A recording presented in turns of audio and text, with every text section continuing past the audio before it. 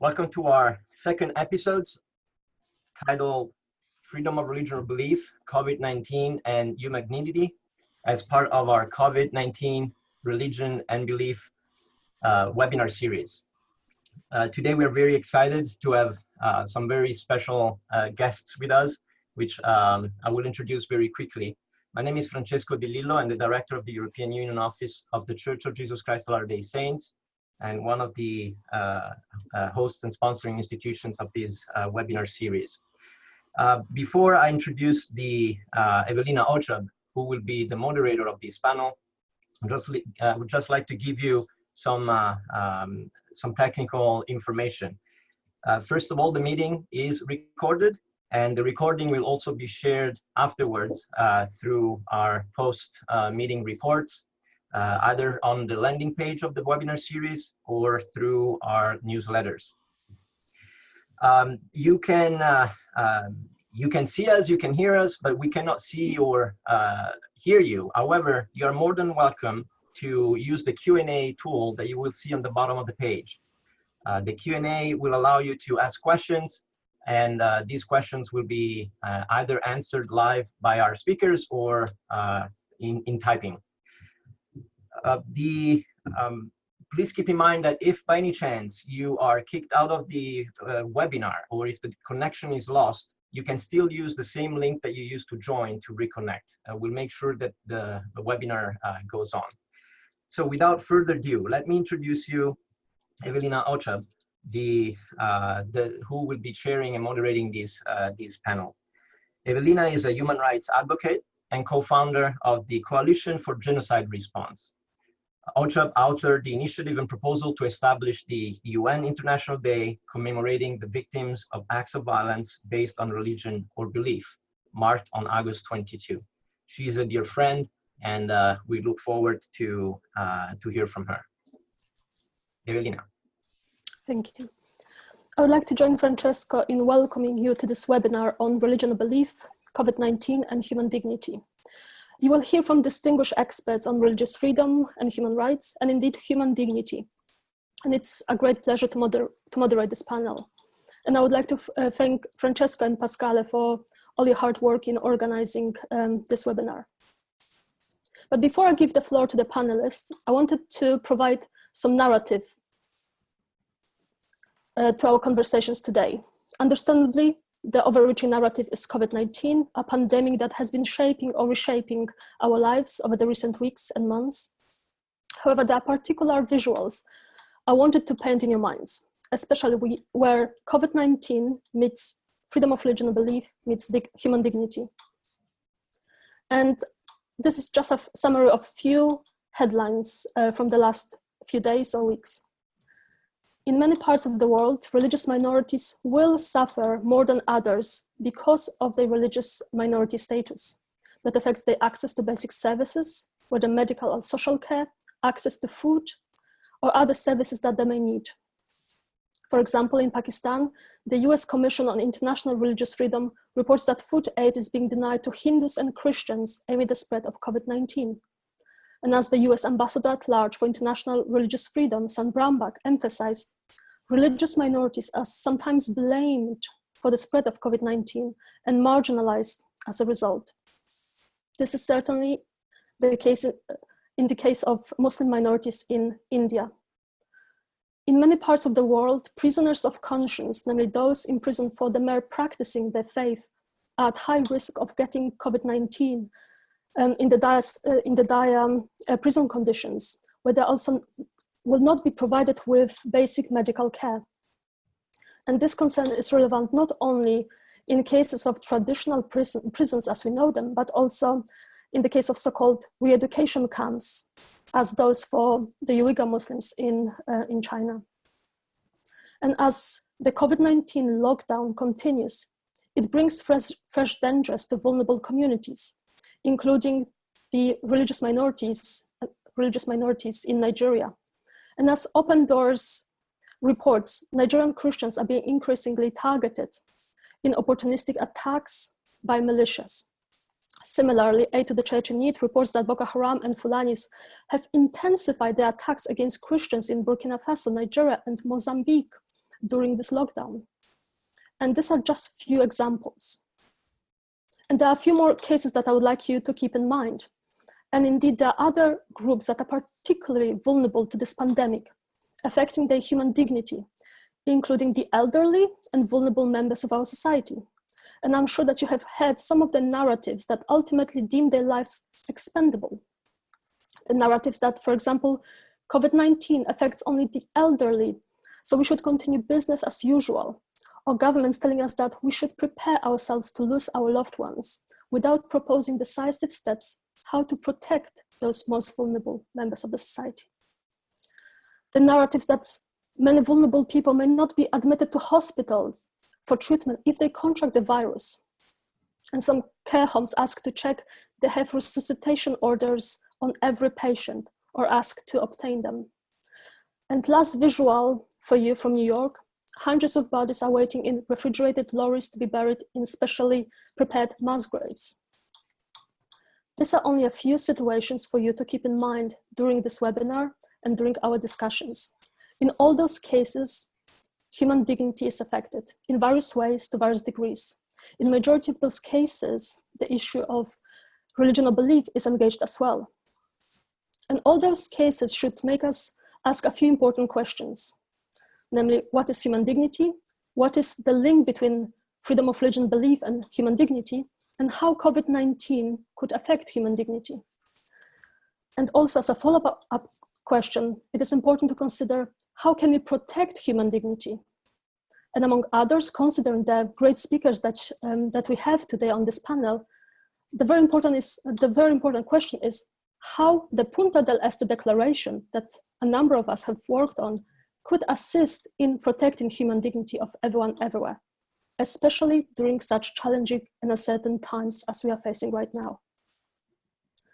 And now, without any further ado, I would like to introduce our first panelist, Jan Figel, former European Commission's Special Envoy for the Protection of Freedom of Religion and Belief outside of the European Union, and as I often call him, one of the founding fathers of the Punta del Este Declaration. Jan, the floor is yours.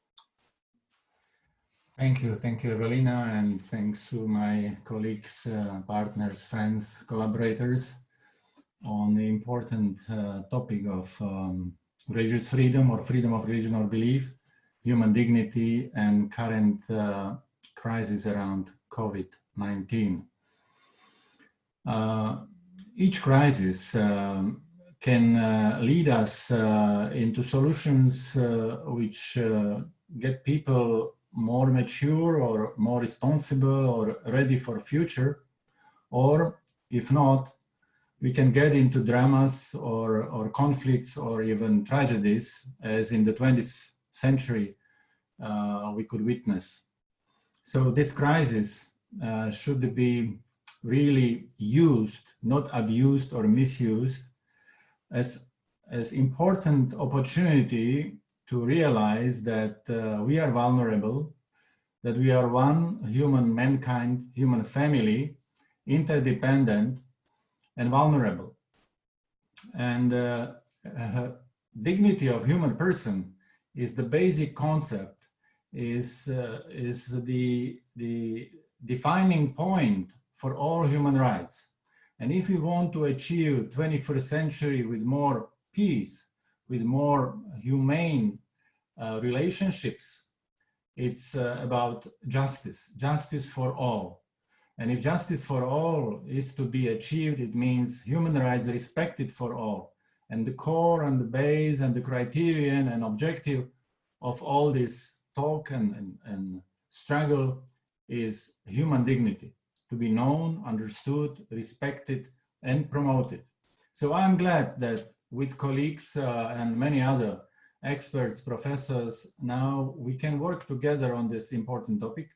But of course, we need to deliver fruits. And therefore, intergovernmental cooperation, civil society, faith-based organizations involved in protection and promotion of human dignity for everyone, everywhere, is a major issue.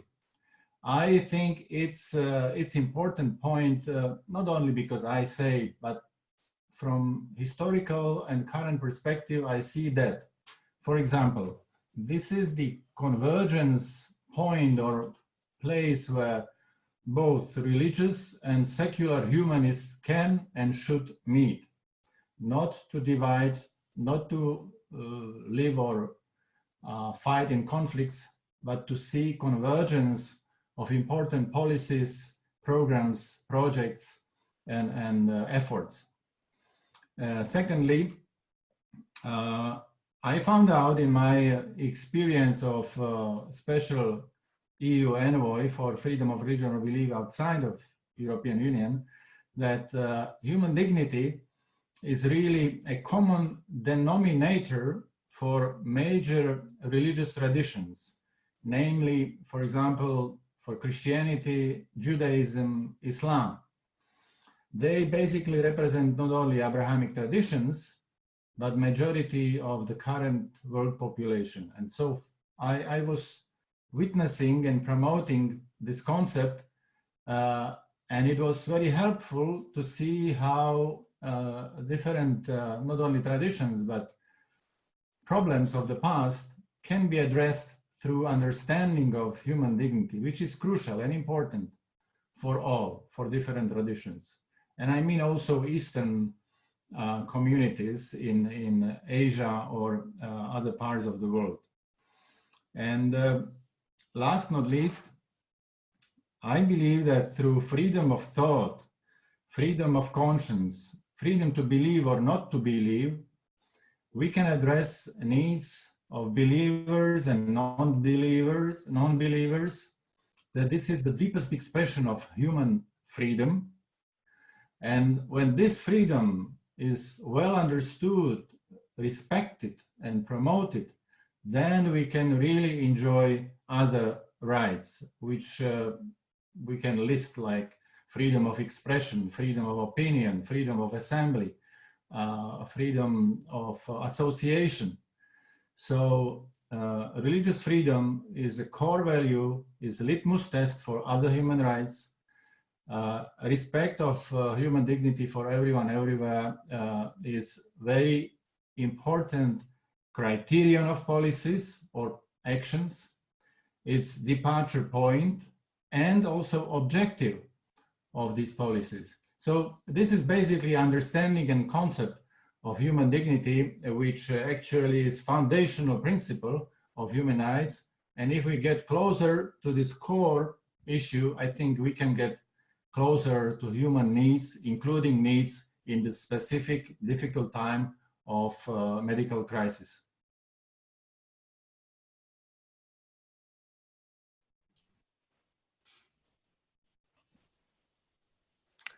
Thank you, Jan. And I would like to give the floor to our second speaker, Professor Brett Shafts, Rex E. Lee Chair and Professor of Law at J. Reuben Clark Law School and Director of the International Center for Law and Religious Studies at Brigham Young University Law School, and of course the second founding father of the Punta del Este Declaration. Brett, the floor is yours. Thank you, Evelina. Heartfelt thanks to everyone who's joining this webinar from around the world. We know your time is precious and we hope this will be worthwhile.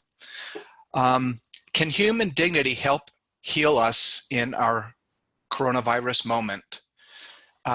First, I want to make clear there are no magic wands in figuring out how to respond to the global medical and economic pandemic that is coronavirus. We are learning as we are going. There is much to be said and there is more to be done. But I believe there is something useful in looking to our existing resources, especially when we are in the midst of a crisis, as opposed to before and after a crisis when we have more time and capacity for institutional design and redesign. For example, I find myself returning to the words of the Apostle Paul in Corinthians 13, where he speaks so movingly about charity or pure love as embodied by Jesus Christ. He speaks of long-suffering, envying not, humility, being not easily provoked, endurance, seeking truth, and above all, faith, hope, and charity, with the greatest of these being godlike love, or what the King James Bible translates as charity. Another existing resource, our topic today, is human dignity of all people, at all times, and in all places. Consider the concepts, fundamental values, and norms that were articulated at the end of World War II, at the beginning of the human rights era.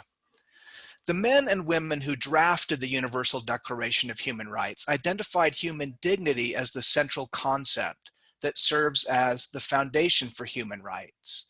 As Jan said, the end goal or the telos of human rights, and also as the metric for measuring success in the implementation and realization of human rights.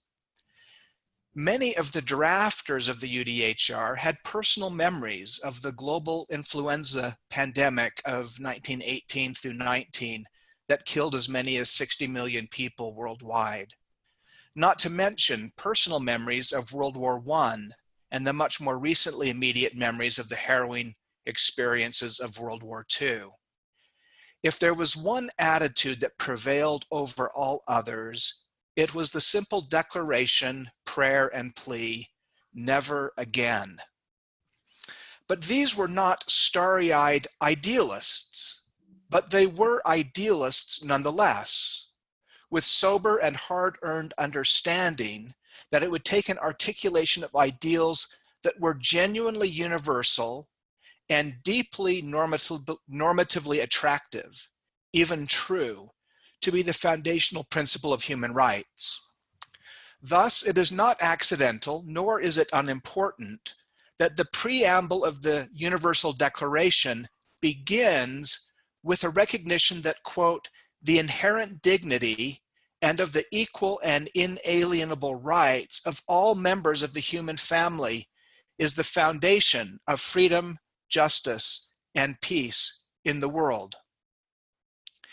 And it is not accidental, nor is it unimportant, that Article 1 of the UDHR begins by proclaiming that all human beings are born free and equal in dignity and rights. They are endowed with reason and conscience and should act towards one another in a spirit of brotherhood. I have found myself asking the question, is human dignity for everyone a true and useful principle at this time of crisis? Consider with me two truisms that we've been hearing a lot lately. Truisms that are both true and not, and thus can be a source of consternation as well as consolation. First, truism. We're all in this together. This is quite literally true. By its nature, a global pandemic is something that affects all of us, and the coronavirus is an invisible foe that is ruthless and relentless. But we also see that the coronavirus does not hit all countries, communities, or people equally. As Evelina noted, the impacts on some communities and individuals have varied dramatically. Consider basic guidelines. Consider physical distancing, sometimes called social distancing, sheltering in place, staying indoors, and keeping a physical distance of at least 2 meters. This is sound medical advice. But doing this is much more difficult for some than for others, including people who live in crowded conditions, often with multiple generations in confined quarters, or people who don't have homes at all, or people who depend upon public transportation rather than private automobiles, and people who work in high-risk jobs, including both doctors and janitors who work at hospitals, or those who live with people who come home from such high-risk jobs. Human dignity for everyone everywhere reminds us that while we are in this together, the coronavirus affects some of us differently. There is something remarkable about the sacrifices being made to help prevent the infection from spreading so quickly and broadly that it overwhelms our healthcare systems. For the young and healthy, being vigilant is a way of not only serving one's own self-interest, but also of taking into account the interests of those who are not young and not healthy. It is not difficult to identify places, physical locations of significant concern. Evelina mentioned several of these: refugee camps and detention centers. Consider the refugee camps in Jordan with millions of people, or the camps interring Uyghur Muslims in China, or the Rohingya people in Bangladesh. Consider those in prisons, including prisoners of conscience, and those in densely packed urban centers in large cities. Human dignity, as I said, is not a magic wand that will solve the problems in all of these places, but I believe it is the set of lenses through which we should be viewing the problems. Here's my second truism. The coronavirus does not discriminate. This is also true in very important ways. The coronavirus is not a social construct. It is a biological reality. It follows natural laws, showing no favoritism. But we also see clearly that the coronavirus does not affect everyone equally. Many who are affected are asymptomatic. Recently, I read as many as 80% of those infected may not even realize they are carrying the virus, but they can transmit it to others who might get very sick or even die. Or those with pre-existing conditions are especially vulnerable. Those who are immunocompromised, those with asthma or other lung disease, those with conditions such as hypertension, high blood pressure, heart disease, diabetes, active cancer, kidney disease, those who have suffered a stroke or dementia, or chronic liver disease, or those who are obese or HIV positive. Consider those who are older. To me, one of the brutal aspects of coronavirus is how the likelihood of death seems to increase dramatically for each decade older a person is. Men seem more likely to get extremely sick and die than women. Healthcare workers are especially vulnerable, working on the front lines of exposure. This includes nurses, as well as doctors, as well as orderlies and housekeeping staff.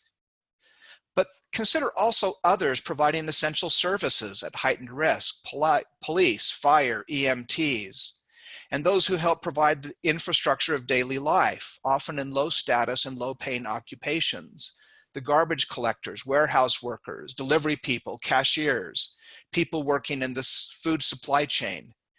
In many places, those who belong to racial or ethnic minorities are often much more likely to be harmed or killed by coronavirus, often reflecting deep social and economic inequities that predate the current crisis. Of course, the list could go on. My point is that sheltering in place, while a hardship, is also a luxury. Those of us who can stay home, teach online from home, join a Zoom conference or webinar as a replacement for in-person meetings, are relatively well off during a time of immense difficulty. The language of discrimination may not be very helpful in the face of a global health pandemic such as coronavirus, but the idea of disparate impact is helpful. The virus may not discriminate, but our social and economic realities may result in effects that are very different. This brings me to the Punta del Este Declaration. In light of the constraints of time, I would like to focus on just one sentence from the preamble of the Punta del Este Declaration on human dignity for everyone, everywhere. I've asked Francesco to put a link to a website, dignityforeveryone.org, and also a copy of this brochure. If any of you don't get it and would like one, just shoot me an email. The Punta del Este Declaration was a group of scholars, human rights activists, politicians from around the world who gathered to commemorate the 70th anniversary of the adoption of the Universal Declaration of Human Rights. And we did this by acknowledging the central role that human dignity played in the successful drafting of the UDHR and the many uses that human dignity plays even today. I sometimes describe it as the Swiss Army knife of human rights instruments. It has a preamble and 10 articles, And this morning, this afternoon for many of you, I would like to focus on just one sentence of the preamble. Approximately at the midway point of the preamble to the Punta del Este Declaration, it says this: recognizing that the concept of human dignity emphasizes the uniqueness and irreplaceability of every human being, that it implies a right of each individual to find and define the meanings of his or her own life, that human dignity presupposes respect for pluralism and difference, and that it carries with it the responsibility to honor the dignity of everyone. I believe nearly every aspect of this sentence is meaningful in our current situation. First, it speaks of the uniqueness and irreplaceability of every human being. It is important to remember that there are individual human beings that lay behind the statistics that fill our television screens and the charts that we, including me, obsess over. Next, human dignity implies a right of each individual to find and define the meanings of his or her own life. At this time, we must be careful to try to respect individuals, including those at the portals of death. We must try to find humane ways to afford connections, even when physical separation is required. Next, human dignity presupposes respect for pluralism and difference. We are seeing this in the ways individuals, communities, and even nations respond to the challenges of the coronavirus. Finally, we have a responsibility to honor the dignity of everyone, not just the old or the young, not just the rich or the poor, not just the healthy or those with pre-existing conditions. The most important part of the Punta del Este Declaration, we might suppose, are the words human dignity, and I would not disagree. But equally important is the idea of and for everyone, everywhere.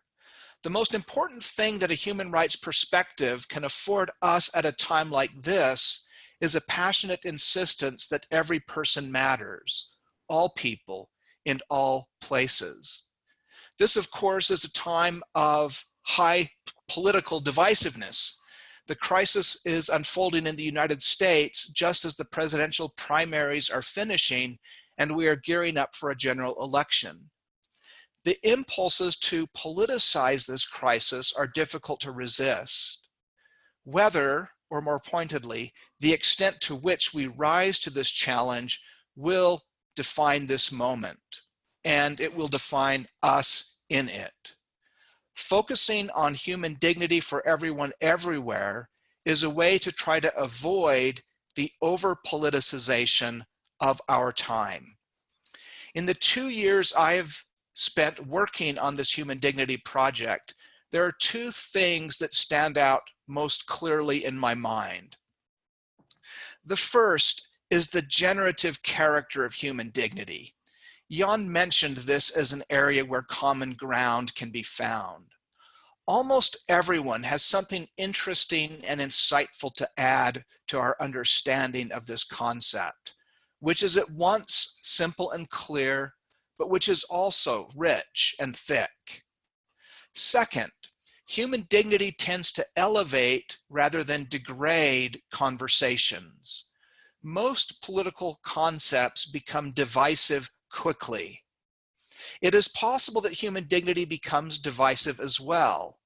But this idea, human dignity for everyone everywhere, I believe, has a greater prospect for elevating our discourse than any other comparable concept.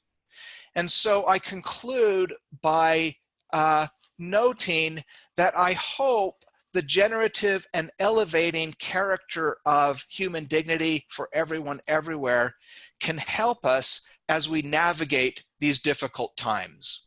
Thank you. Thank you, Brett.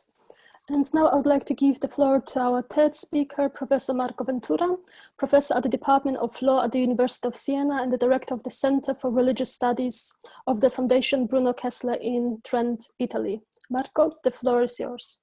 Thank you, Evelina. Thank you, everybody. And it's again a pleasure to be with you and an opportunity to share a few thoughts and in fact a few concerns. And I will use this intervention to highlight two concerns, in fact, and which is also a way to point into directions. One is, might not be obvious, frankly, but as an academic, I feel strongly and passionately about this, and that's dignity needs knowledge. And we experience this very strongly during this crisis. The first reason is that we have a strong feeling about not knowing enough. There's a lot which is unknown.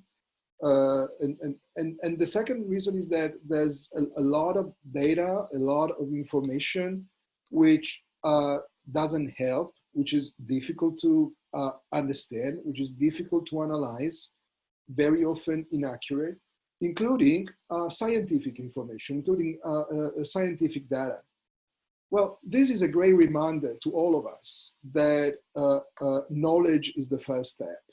And knowledge helps in many different respects. And when it comes to religion, of course, knowledge about religion is a great priority in the crisis and beyond the crisis. Many of us, if not all of us, have been involved in various instances in projects against religious illiteracy. Okay?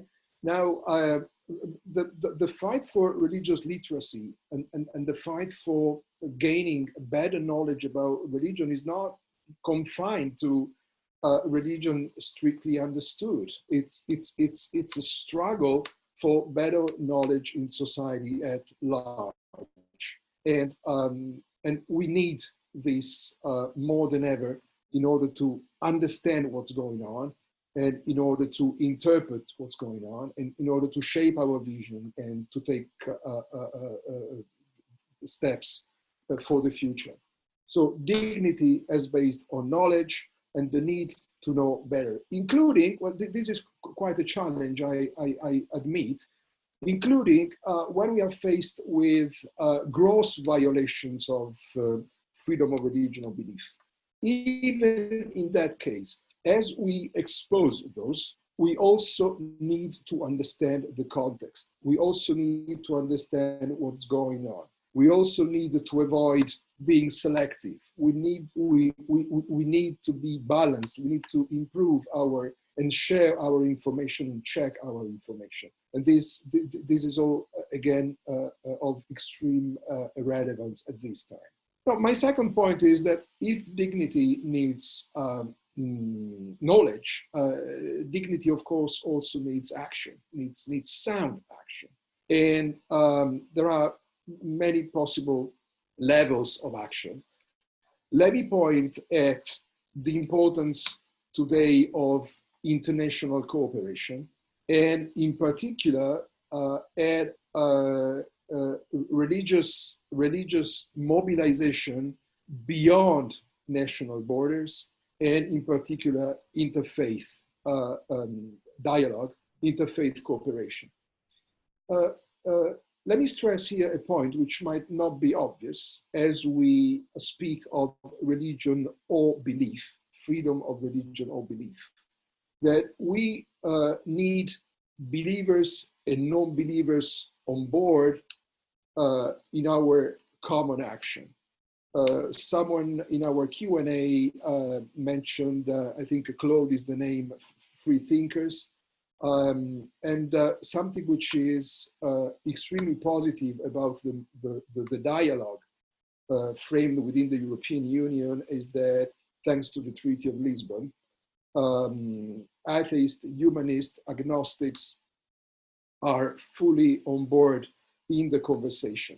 So this is a time for mobilization and dialogue beyond any possible borders. Now, one point to finish with this, bridging the two levels, the dignity as knowledge and dignity as action, is the challenge of digital surveillance, digital security, and digital insecurity. Someone asked the question in the Q&A about this. We're all aware that this was already a problem for freedom of religious belief before the crisis.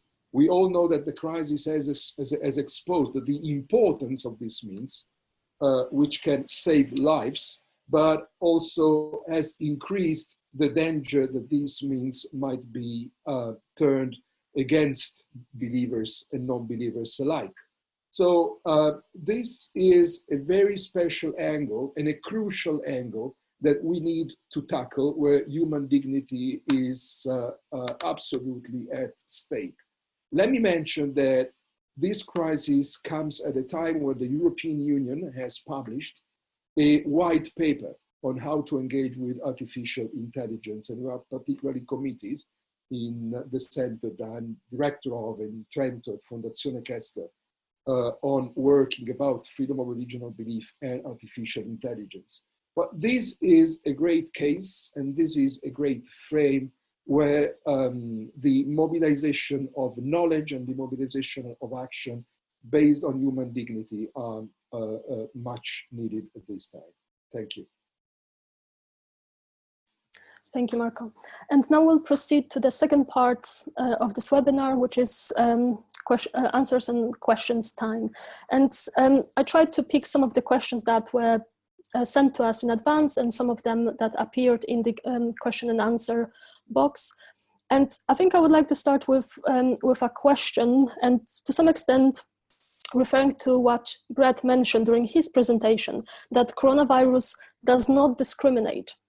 But of course, we have seen a number of cases where people are being discriminated against, and of course that's because of their religion or belief, not because of coronavirus. But considering that we see here that human dignity, religious freedom, and COVID-19 are all meeting, the question is, how can we address them? And specifically, what is the main policy or action specifically for freedom of religion belief advocates that should be calling for in relation to COVID-19?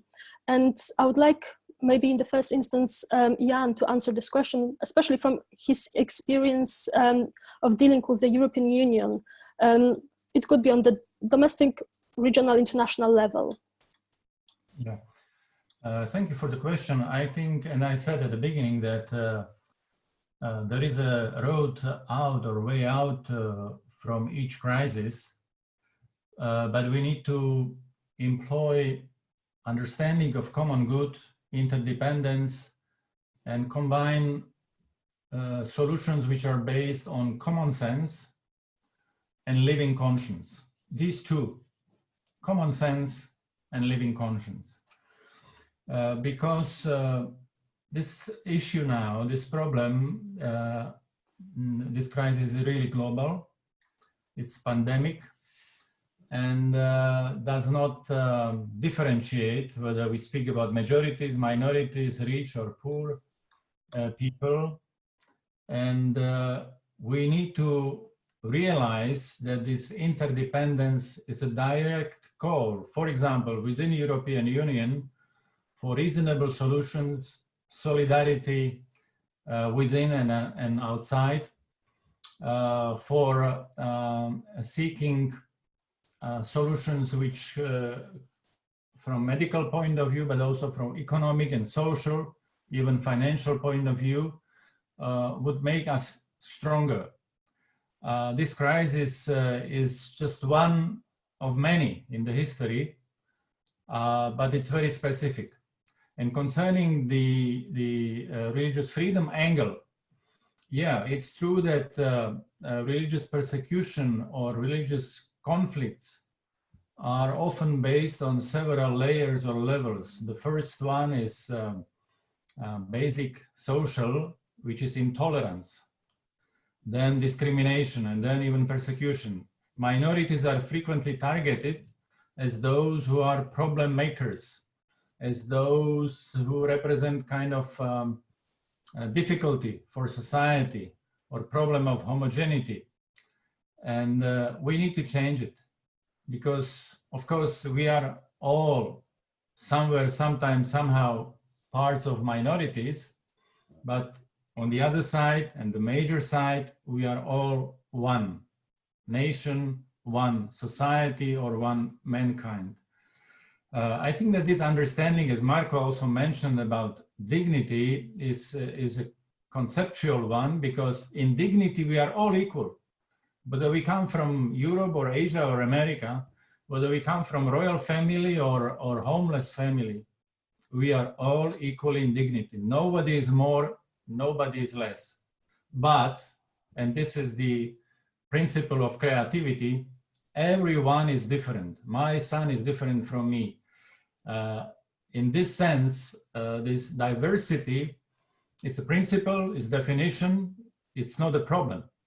And therefore, we need to nurture this understanding in our communities, in our societies, that we all are different.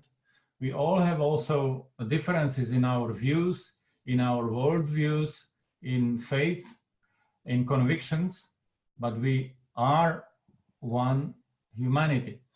And I think that this momentum now is very special, and I would like to say fruitful, for this understanding. I invite, and when I can, I really address different sort of leaders or representatives, whether religious or political or civil, governmental, non-governmental, to share this understanding and to act accordingly. One of the concepts which we need now again to renew or strengthen is bonum commune, common good. This was the answer to European and the global tragedy of the Second World War, including Holocaust, including other issues I don't want to deal with now. This common good, win-win approach, shared interest, delivered really peaceful and quite prospering community in Europe. So either we get back to the origins of these answers and principles like human dignity for everyone everywhere, or we will find more and more conflictual 21st century. I hope that this religious dimension will help to wake up understanding and shared responsibilities, because common future is here, or common world is here. But we need to understand that there is common ground, there are common values, there are also common interests, especially now in Corona time crisis. Thank you, Jan.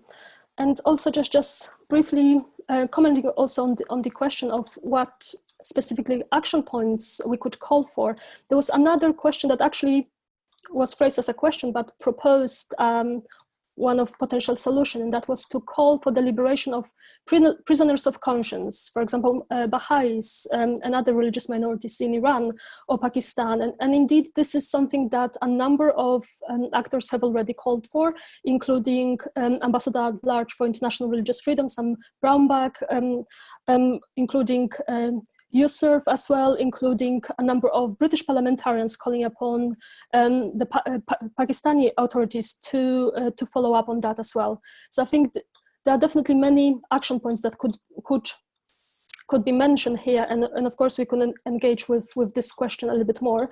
But also, good news, Evelina, on this, because the appeal to release religious prisoners or prisoners of conscience, which was released by the Ambassador Sam Brownback and shared by several other countries, is one of the let's say, introductory actions of newly established Alliance for International Religious Freedom, which started its existence in early February. And it's quite promising community of currently 29 states, which are like-minded, and committed to do more than we did in the past. And we need such protagonists, not only in America, not only in Europe, but elsewhere. And those protagonists should unite on concrete items or issues. This one on prisoners of conscience is very special, specific, and constructive one. Thank you. Yes, and I think you made a very important point that we need those protagonists, and we need those protagonists protecting and engaging with the right to freedom of religion belief at the domestic, regional, international level. And of course, over the recent months and recent years, we've seen a number of specific mandates being created for individuals who are dealing with the right to freedom of religion belief at the domestic, international level. And of course, your mandate at the European Union was one of them. And my question would be, what is happening at the European Union, and whether there is any kind of willingness to continue with this important mandate? Because of course, we can't underestimate the importance of such mandate at the European Union. My mandate was reflected and discussed very positively or constructively at the end of last year in October in Brussels by governmental and non-governmental representatives of many European Union countries and institutions. After the takeover by the new Commission, there is still no decision made or signal on either continuity or discontinuity. So for me, it's not easy to comment. But I think that all this agenda and introductory 3 years have been response to genocidal situation in the Middle East. And we cannot only react, we cannot only do something when there is a fire. We have to prevent, and we have to build better prospects for minorities, majorities living around the European Union. This is our interest, but also responsibility. So I hope that current European Commission will make a reasonable step in order to boost this policy, to step up efforts, and even to continue in something what started as pioneering work, being at the beginning questioned whether it's okay or not, how it will work. It was very good beginning. After 2016, when I started, as you recall, several European countries followed this example, and now we have envoys, ambassadors, or special representatives in Denmark, Germany, United Kingdom, Lithuania, Poland, Hungary, Czech Republic, Netherlands, and so on. So this is direct proof that this policy matters. It is important for member states, and it should be important also for the community, which, according Robert Schumann's message or legacy testimony, should serve as a leader of humanity, not in competition, but in cooperation, in cohesion towards more humane 21st century. Thank you. And of course, Brett mentioned a very important document that we have, and you receive also a link to have a look what Punta del Este Declaration on Human Dignity for Everyone Everywhere is all about, and how you can get involved. But I think a very important question to Brett is, what can we do with it? Of course, it's a very important document supported by so many academics from all over the world, politicians and experts. But how can we promote it, for example, at the UN or with governments at the domestic level?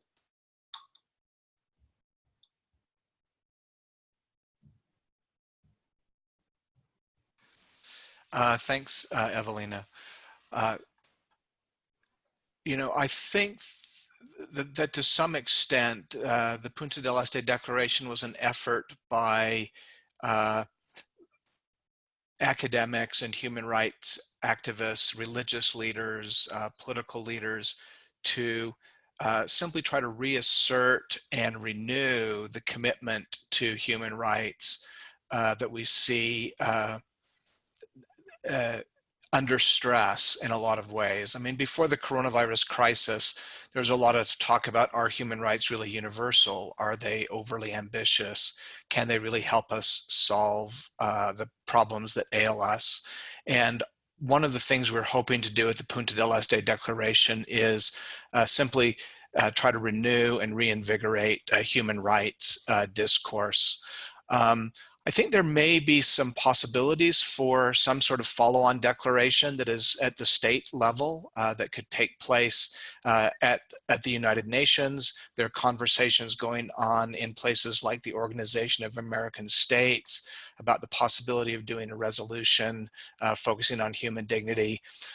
There's also a good idea which has been circulated to appoint a special envoy for human dignity at the United Nations, or a special rapporteur, something similar to what we have for speech and for freedom of religion and belief.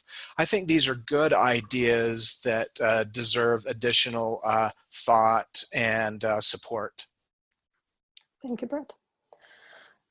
We also have a few important questions in relation to the right to health and how it also relates to human dignity. And the question is, the right to health is a very much focus on physical health, the right to religious freedom on spiritual health. And perhaps we could suggest that they are equally important for dignity. And maybe if we could start with Marco, please. Thank you. Thank you. This is a very important question. Jessica from Oxford asked this question in our Q&A. And again, what we observe now is not detached from a process which was going on before, which will now continue, possibly amplified by the crisis. And that's the process of redefinition of what health is about. And we know from bioethicists who's been observing the crisis about their concern for palliative care, for end-of-life care. I mean, this has been, of course, this will, in the end, will be seen as a great time for understanding the importance of those. But at the same time, this is also a time when a lot which had been done in the past has been overwhelmed, has been undermined by the overwhelming basic needs of the crisis. And so the very definition of health is at stake, health and well-being. And you know, the very importance there of technologies, and what we have, there's a lot of work ahead in terms of how to involve artificial intelligence in healthcare. Nancy mentioned the European framework for data protection, what we call the GDPR. Well, that's a very important case. That's a great example, but it's also an example which tells us about another dimension which we need to take into account. And that dimension is that there are tensions, there's competition, there's disagreement. And in fact, one of the basic challenges is about how we handle diversity. And we know that for all our convergence on great principles and for all our efforts to build this convergence, there are basic tensions and well, dignity of the elderly and forms of, you know, euthanasia and whatever, that's a big, you know, there are fundamental questions and there are fundamental disagreements in our societies around that, as we also have for all the apparent agreement about freedom of religion or belief. So let me point specifically at this. There is a challenge in terms of competition, and the GDPR for the European Union is a matter of competition. And as we will be facing a crisis in the economy, competition between regions and actors will be there, and we will have to face this. And GDPR is the distinctive frame not only of protection of dignity and human rights for the European Union, but it's also a distinctive competitive frame, especially vis-a-vis the US and China as it comes to data protection. So the ultimate test of human dignity will be also about how competition will be sustainable, in fact. Thank you very much, Marco. And of course, we don't have much time left. I would allow only one last very brief question. I think mostly because it also relates to a number of issues that I mentioned at the very beginning, and in terms of how some religious minority groups are being blamed for the spread of COVID-19. And the question relates to the recent UN Secretary General Antonio Guterres' statement that our fight against COVID-19 pandemic is a dangerous epidemic of misinformation. And of course, this spread, the spread of misinformation leads in turn to further increase of fear, stigma, and discrimination among faith communities. And how can faith communities together find effective ways to address this? And if I may go to Jan first. Yeah, it was interesting and important message from Antonio Guterres. And I think that it was in a very special time, important as a religious holiday for Christians, for Jews, and now also for Muslims. So somehow Antonio Guterres not only realized, but expressed importance of religious communities and leaders to share hope, to share fraternity or brotherhood, which is actually expression of basic human rights. Universal Declaration speaks about duty of fraternity, to behave in the spirit of brotherhood. And now in time of real, painful, visible crisis caused by invisible enemy, we are tested in this understanding of universal rights, of universal human family, and also a dignity which is connected not only with rights for everybody, everywhere, but also for duties for everybody and everywhere.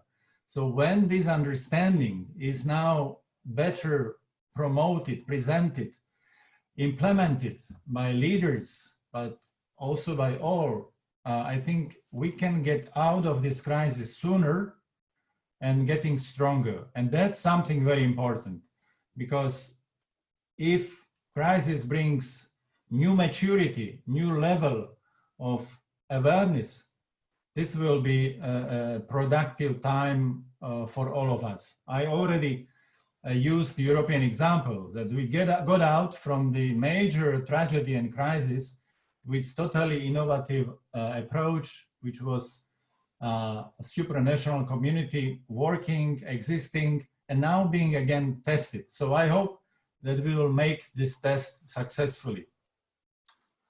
Thank you, Jan.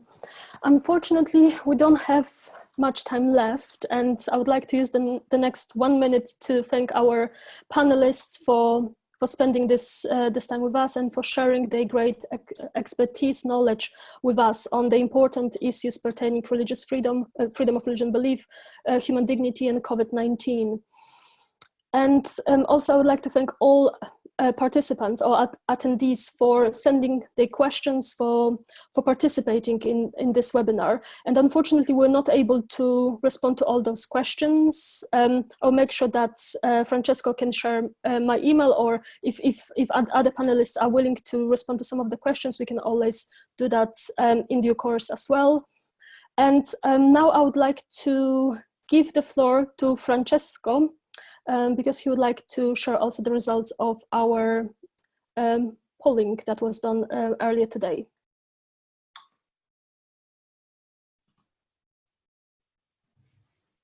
Thank you, Evelina, and thank you all the speakers. Before then, I'd like to ask if Pasquale would like to comment or share his closing thoughts before we end this connection. Pasquale.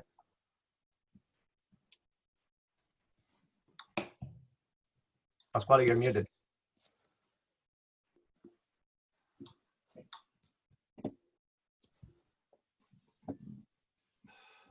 Pasquale, we cannot hear you.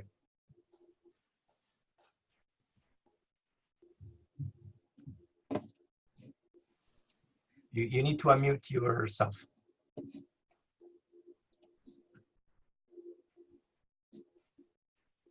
Okay, unfortunately, we cannot hear from Pasquale. Pasquale is one of our hosts, and we would have liked to hear from him. Well, thank you so much again to all of our speakers and to Evelina for having moderated this panel so well. I haven't mentioned at the beginning that this series is organized by the Cambridge Institute on Religion and International Studies, the Center for Religion Studies at Bruno Kessler Foundation, the Center for Justice and Society at the Fundação Getúlio Vargas, the Law School Rio de Janeiro, the International Center for Law and Religion Studies at Brigham Young University Law School, the European Union Office of the Church of Jesus Christ of Latter-day Saints, and the University of Siena. This has been excellent. Has been excellent to have you and to hear from all of you. Again, this time we have seen people from all over the world joining us. We were about 150 people at one point during the connection. We look forward to see you again next week on Thursday at 3 p.m. Central European Time. We will have a panel on focusing on the approach of civil society organizations. And the panel that is lining up is going to be very exciting. And more information will come through our newsletter and the landing page of our webinar series. So once again, thank you all to all of our speakers and to all of you for joining. And we wish you a wonderful rest of the week and a good weekend. See you next week.